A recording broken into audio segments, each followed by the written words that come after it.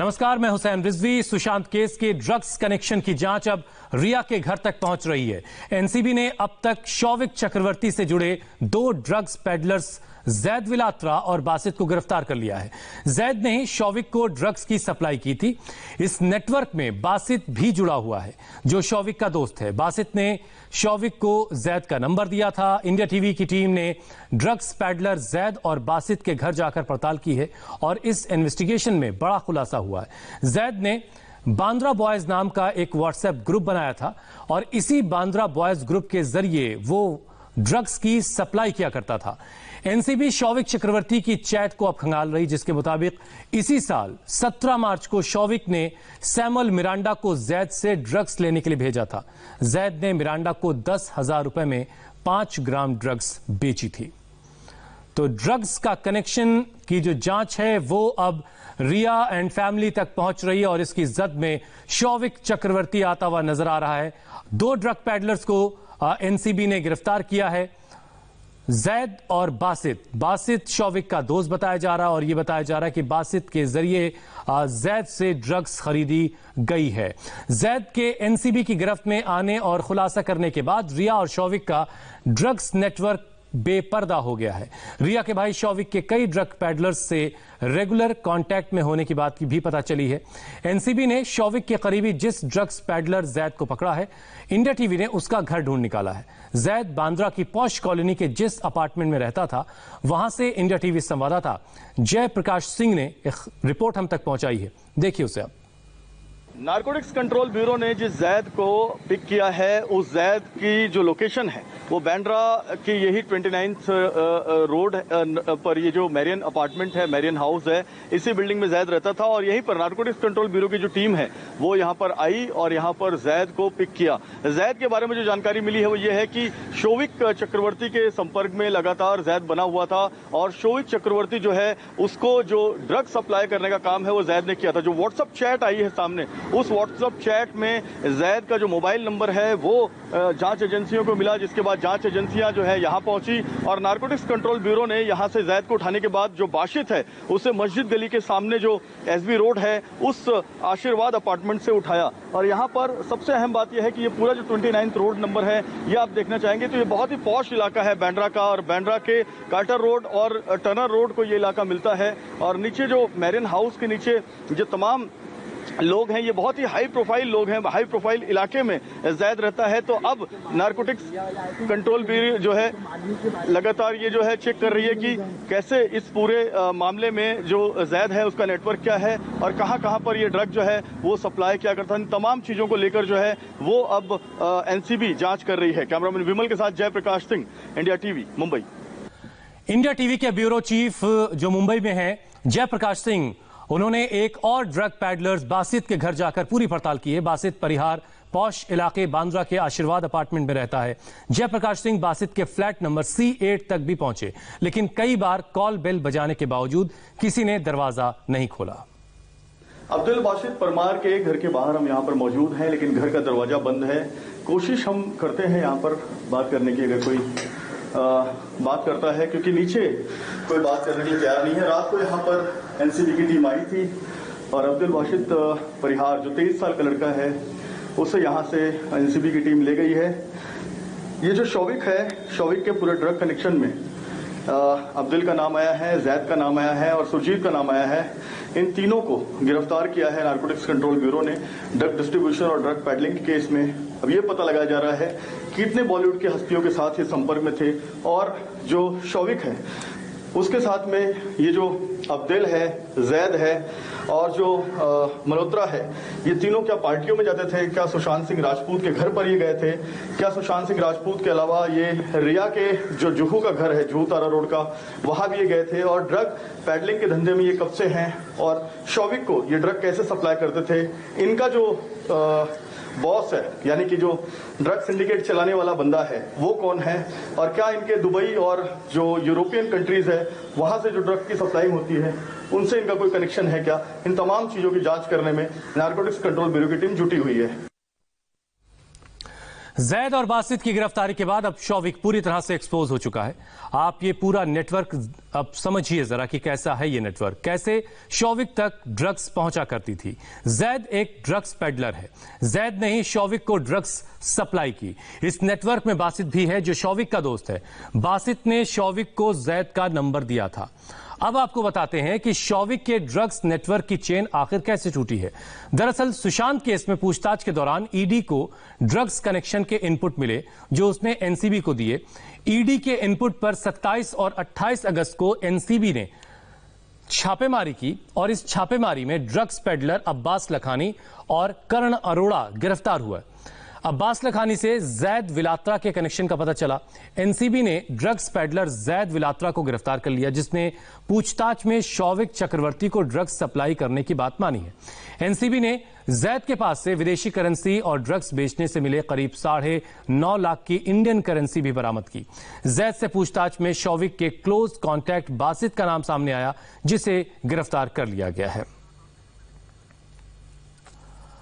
DRDO guest house से हमारे साथ पारस कोठारी हैं, नम्रता दुबे और संदीप चौधरी भी सीधे हमारे साथ जुड़े हुए। जयप्रकाश सिंह हमारे साथ मुंबई से हैं, अभय पराशर हैं, दिनेश मौर्य हैं। लेकिन सबसे पहले जेपी आप बताइए जरा कि आप बासित के घर की भी पड़ताल आप कराए, आप जैद के घर से भी हो आए। ये मामला कितना बड़ा और कितना गंभीर होता हुआ अभी आप देख रहे हैं? देखिए हुसैन, मैं बैंड्रा ही मौजूद हूं और बैंड्रा का ये जो पूरा इलाका है, बैंड्रा पुलिस आसपास जो टर्नर रोड है, कार्टर रोड है, ये पूरा इलाका ड्रग पैडलिंग के लिए बहुत ही ज्यादा जो है कुप्रसिद्ध है, ऐसा हम कह सकते हैं। आज से नहीं, कई सालों से, कई दशकों से इस इलाके में जो है ड्रग पैडलिंग का काम होता रहा है। ये सेलिब्रिटीज का इलाका है, हाई प्रोफाइल इलाका है और इसी इलाके से जो है दोनों जैद और बासित जो है वो पिक किए गए। कल रात को नारकोटिक्स कंट्रोल ब्यूरो की 4 टीमें लगातार एक के बाद एक छापेमारी करती रही। खार लिंक रोड पर छापेमारी हुई, 29 रोड पर छापेमारी हुई, मस्जिद गली रोड पर छापेमारी हुई और यहां से 3 लोगों को पिकअप किया गया और आज उनको सेशंस कोर्ट में, स्पेशल नारकोटिक्स कंट्रोल ब्यूरो की जो कोर्ट है उस कोर्ट में पेश किया जाएगा, एनडीपीएस कोर्ट में। तो निश्चित तौर पर एक बहुत बड़ा खुलासा इसलिए है क्योंकि अब तक ये बात सामने आ रही थी कि सुशांत सिंह राजपूत की मौत कैसे हुई। सुशांत सिंह राजपूत को ड्रग दिया गया, ये स्टाफ के ड्रग चैट में बात सामने आई, लेकिन स्टाफ के ड्रग चैट में ये बात सामने नहीं कि ड्रग पेडलर कौन था। लेकिन आज ड्रग पेडलर्स के भी कुछ नाम सामने आए हैं और ये जो ड्रग पेडलर, लेकिन जेपी अभी इस सवाल का जवाब मिलना बाकी है, जिसका जवाब सीबीआई तलाश रही है और जिसके जवाब सीबीआई जो है डीआरडीओ गेस्ट हाउस में रिया के माता पिता से पूछ रही थी कि वो इस ड्रग्स कनेक्शन के बारे में क्या जानते हैं। क्या जब सुशांत यूरोप टूर से लौटे थे, उनके घर में रहते तो उन्होंने उस वक्त क्या देखा और उनकी बेटी रिया और शौविक ड्रग्स लेते थे, क्या इस बात की उनको खबर थी? पारस कोठारी इस वक्त मेरे साथ मौजूद है, नम्रता दुबे हैं और संदीप चौधरी हैं। नम्रता, जरा बताइए कि अंदर से आपके पास क्या खबरें आ पा रही हैं, क्या आपके सोर्सेज बता रहे हैं, क्या रिया के माता पिता ने अब तक बताया ड्रग्स कनेक्शन को लेकर के खासतौर से? हुसैन, ये सीबीआई का 13 दिन बीत चुके हैं। लगातार सुशांत सिंह राजपूत के केस में अलग अलग गवाहों से अलग अलग पूछताछ की जा रही है। डीआरडीओ गेस्ट हाउस के बाहर हम मौजूद हैं, हमारे साथ वरिष्ठ सहयोगी संदीप चौधरी हैं, पारस कोठारी हैं। हमने जितनी बातें सोर्सेज से निकालने की कोशिश की, जितनी बातें हमें पता चली, उसके मुताबिक इंद्रजीत चक्रवर्ती से शौविक के ड्रग को लेकर भी कई सारे सवाल अब पूछे जा रहे हैं।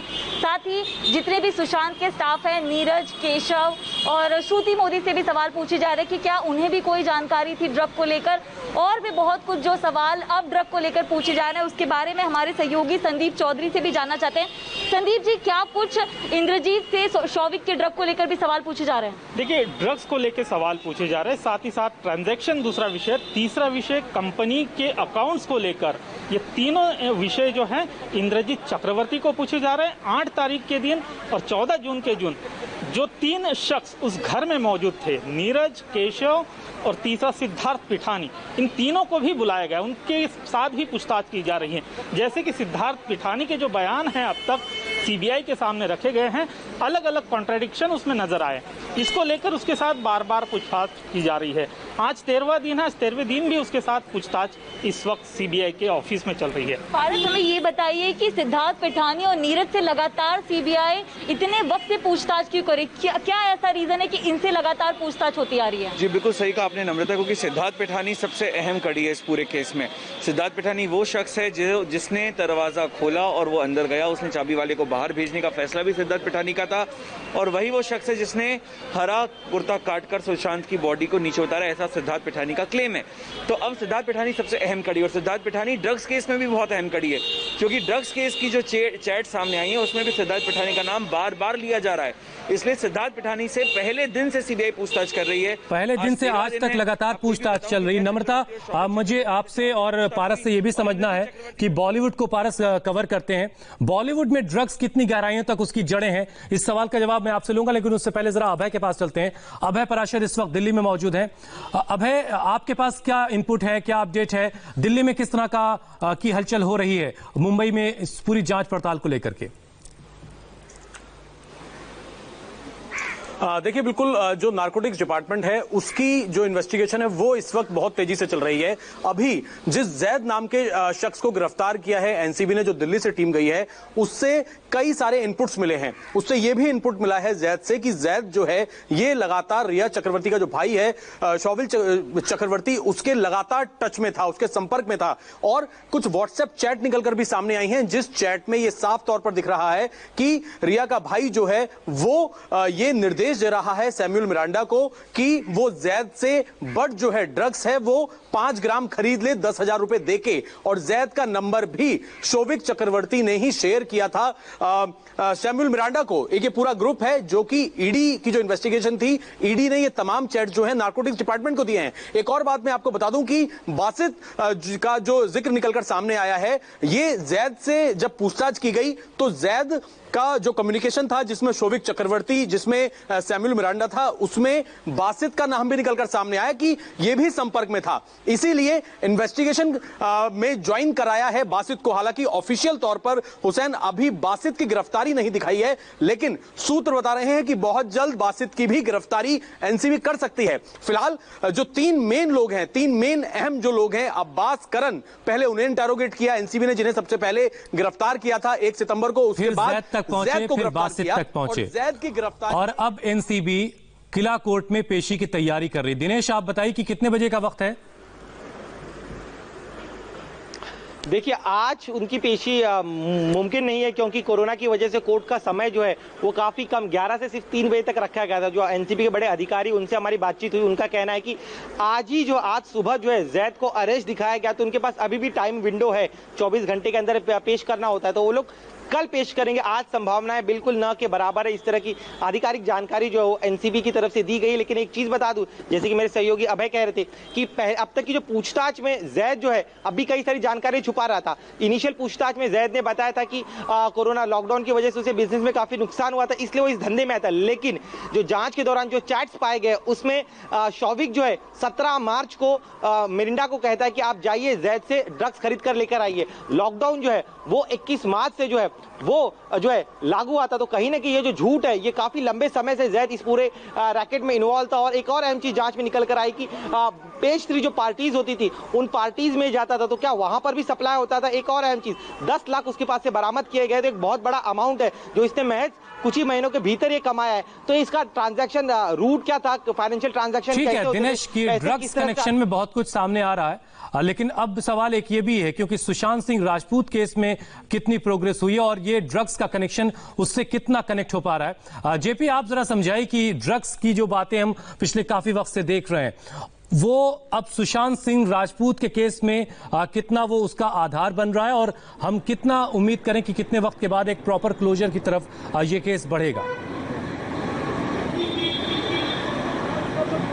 देखिए हुसैन, इसमें 2 बातें बहुत जरूरी है समझना। पहली बात यह कि इन्फोर्समेंट डायरेक्टरेट जब इस पूरे मामले की जांच में जुटा तो मनी ट्रेल की जांच कर रहा था ईडी, लेकिन ईडी के अधिकारियों को मनी ट्रेल की जांच करते करते अचानक एक बहुत बड़ा सबूत हाथ लग गया ड्रग चैट का। और ये ड्रग चैट जया शाह की मोबाइल से मिला ईडी के अधिकारियों को। तुरंत ईडी के अधिकारी हरकत में आए और नारकोटिक्स कंट्रोल ब्यूरो के अधिकारियों को इसकी इंफॉर्मेशन दी। नारकोटिक्स कंट्रोल ब्यूरो के अधिकारियों ने इसकी तफ्तीश की और 2 सेक्शन 27 और 29 के तहत ये पूरा मामला जो है वो दर्ज करके जांच शुरू कर दी। एनसीबी के अधिकारियों ने जब जांच शुरू की तो 2 ड्रग पेडलर को उठाया, अब्बास और करण को, और वहां से उनको पता चला कि इसका पूरा लिंक जो है वो बांद्रा में ही है और यहाँ पर दबिश जब दी गई कल रात को और परसों जो 2 दिन की लगातार दबिश हुई उसके बाद जैद और बाशित और जो मल्होत्रा है ये उठाए गए। तो अब ये जो पूरा चैन जो खुलकर सामने आ रहा है ईडी की जांच से, एनसीबी की जांच, एनसीबी से ये ड्रग पेडलर पकड़े गए, तो ये सीधे सीधे माउंट ब्लैंक बिल्डिंग के अंदर अपनी दस्तक दे रहा है। जिस माउंट ब्लैंक बिल्डिंग के अंदर 14 जून को सुशांत सिंह राजपूत का शव मिला, अब सवाल यह है कि क्या ड्रग वहां पर इन लड़कों ने दिया है और वो ड्रग सुशांत सिंह राजपूत को दिया गया, बाद में ड्रग मिलना लॉकडाउन में बंद हो गया, या जब रिया चली गई 8 जून को सुशांत के घर से उसके बाद ड्रग मिलना बंद हो गया। कुल मिलाकर के जेपी मामला बहुत उलझा हुआ है। ईडी की जांच, एनसीबी की जांच, सीबीआई की जांच, उससे पहले मुंबई पुलिस, बिहार पुलिस, लेकिन अभी तक कुछ भी पिक्चर जो है बहुत क्लियर होती नजर नहीं आ रही है। हाँ, इतना जरूर है कि ड्रग्स का एक बहुत गहरा सा जाल जरूर दिखाई दे रहा है। नम्रता, जरा पारस कोठारी से समझिए कि एक तो ये कि आज डीआरडीओ गेस्ट हाउस में कौन कौन लोग मौजूद हैं रिया के माता पिता के अलावा, और दूसरी एक बात ये कि बॉलीवुड के लिए ड्रग्स की बातें क्या अनजानी सी हैं या बहुत आम सी बातें हैं, और ये कितनी गहरी हैं? हुसैन, आपको बता दें कि रिया के पिता के अलावा केशव, नीरज, सिद्धार्थ पिठानी और श्रुति मोदी जो हैं वो डीआरडीओ गेस्ट हाउस में मौजूद है और लगातार पूछताछ हो रही है। ड्रग का बॉलीवुड कनेक्शन क्या है और इंडस्ट्री में किस तरह से बाकी कॉन्टैक्ट है वो उस पर बात करते हैं हम पारस कोठारी से। तो पारस, ड्रग की बात आती है, बॉलीवुड कनेक्शन, हमेशा से ये बातें उठती आ रही हैं, क्या कुछ इस केस में भी निकल कर आ रहा है और पहले से क्या कुछ कनेक्शन बॉलीवुड से होता है इसका? जी, ड्रग्स और बॉलीवुड का कनेक्शन नया नहीं है, काफी पुराना है, काफी सालों से चला आ रहा है। इनफैक्ट पिछले 20-25 सालों से Bollywood drugs hand in hand गए हैं और कई बार कई बॉलीवुड एक्टर्स को ड्रग्स के साथ पकड़ा गया, ऐसी खबरें आई सामने आए और कई एक्टर्स को बाकायदा अरेस्ट किया गया। लेकिन अब इस केस में जो ड्रग्स का मामला है वो शौविक चक्रवर्ती और रिया चक्रवर्ती से जुड़ा हुआ है और शौविक का नाम जो एक सवाल तो यहाँ पर नम्रता जांच एजेंसियों पर भी उठता है कि प्रोटोकॉल जब पैंडेमिक चल रहा था उस दौर में भी ड्रग्स अगर लोगों तक पहुंच रही थी तो जांच एजेंसियां, एनसीबी जैसी एजेंसी क्या कर रही थी, उन पर भी सवाल उठते हैं। बहरहाल बहुत बहुत शुक्रिया जेपी, बहुत बहुत शुक्रिया नम्रता, सुधीर और पारस, अभय पराशर और दिनेश, आप सबका बहुत बहुत शुक्रिया हमारे साथ चर्चा में जुड़ने के लिए। तो अब ये पूरा मामला जिस तरीके से आगे जा रहा है, ड्रग्स कनेक्शन का मामला कम से कम रिया के परिवार तक अब पहुंच गया है। सुशांत की बहनों ने अपने वकील से क्यों की है मुलाकात, फैमिली के वकील शाम को क्यों करने वाले हैं प्रेस कॉन्फ्रेंस, आपको बताएंगे एक छोटे से ब्रेक के बाद।